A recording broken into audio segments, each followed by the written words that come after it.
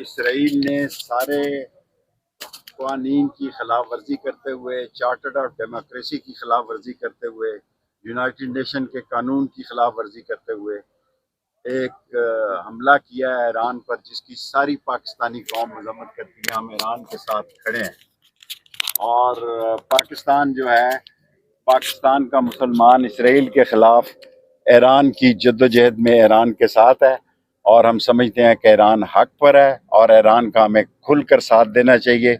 और ईरान पर जो कुछ इसराइल ने ज्यादती की है उसकी पुरजोर मजम्मत करते हैं और तमाम पाकिस्तान का बच्चा बच्चा ईरान के साथ।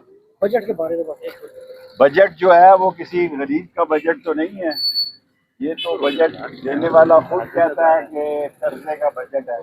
जब बजट देने वाला कहता है कर्जे का बजट है तो मैं क्या कहता हूँ।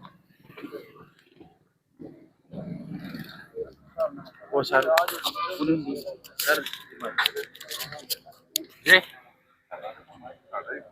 माइक माइक दे दिए, ठीक है माइक दे दिया ना, मुझे वो माइक ऑफ कर रहा हूँ।